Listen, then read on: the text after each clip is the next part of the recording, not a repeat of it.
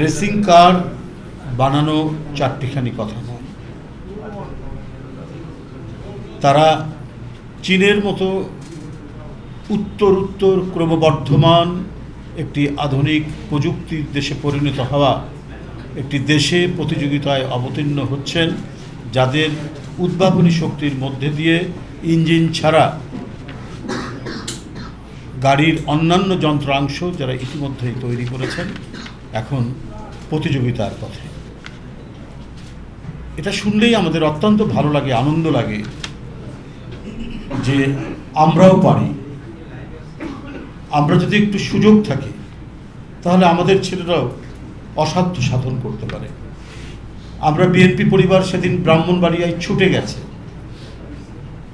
Matric pass করেনি, এখন স্কুলের ছাত্র, ক্লাস 8-এ পড়ে। তাদের উদ্ভাবনী চিন্তা দেখে আমি হতবাক হয়ে গেছি এবং মুগ্ধ হয়ে গেছি যে আমরা যারা এখানে বসে আছি, আমরা বিএনপি পরিবারের আহ্বায়ক, সদস্য, সচিব, উপদেষ্টারা আমরা ছুটে গেছি আমাদের চেয়ারম্যান, ভারপ্রাপ্ত চেয়ারম্যানের নির্দেশে। আমরা জানার আগেই, তথ্য পাওয়ার আগেই উনি জেনেছেন এবং আমরা বিএনপি পরিবারকে, নেতৃবৃন্দকে নির্দেশ দিয়েছেন, রুমন এবং মিথুনকে সেখানে যাওয়ার জন্য। সত্যি আমরা হতবাক হয়েছি যে তারা মঙ্গল গ্রহে প্ল্যান্টেশন করা যায় কিনা, ভেজিটেশন করা যায় কিনা, এটা নিয়ে তারা ভাবছে, এখান থেকে গবেষণা করছে। ক্লাস 8-এর ছাত্র, তাও বাংলাদেশে, যেখানে শিক্ষার মান এখনো উন্নত নয় ততটুকু, শিক্ষার যে পাঠ্যক্রম সেটাও আপডেট নয়, শিক্ষার যে অবকাঠামোগত দিক সেটিও আশেপাশের অন্যান্য দেশের সাথে তুলনা করা যায় না, যেখানে শিক্ষক এবং ছাত্র উভয়ই প্রযুক্তি নির্ভর শিক্ষা থেকে অনেকটা দূর পিছিয়ে আছে। ক্রমাগতভাবে আধুনিক প্রযুক্তির শিক্ষার সাথে আমরা যেখানে তাল মিলিয়ে একই সাথে যেতে পারছি না, তখন কোনো কোনো জায়গায় বিচ্ছিন্ন বিক্ষিপ্তভাবে আমরা মেধার যে স্ফুরণ দেখতে পাই, এটা তো ভাবাই যায় না।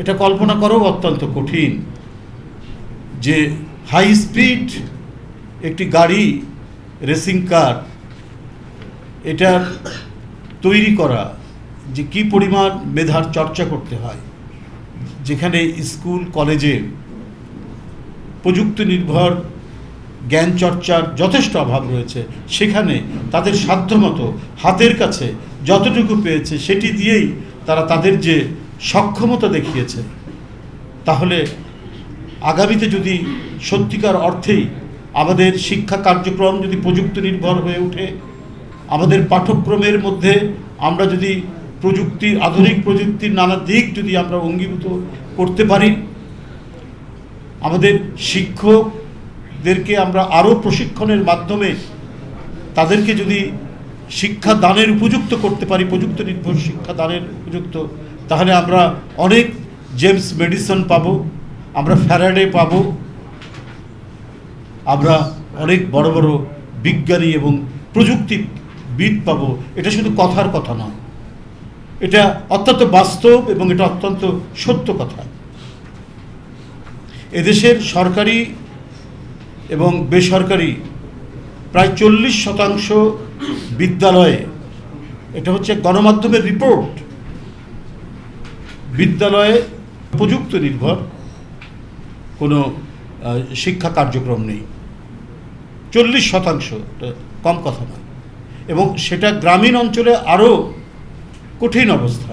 শহরে যদি কিছুটাও থাকে, কিন্তু গ্রামীণ অঞ্চলে এটার মানে এই ঘাটতি আরও তীব্র, আরও বেশি। আমরা সেই দেশে বসবাস করছি। আমাদের সামনে কত ফানুস দেখানো হয়েছে, মেট্রো রেল,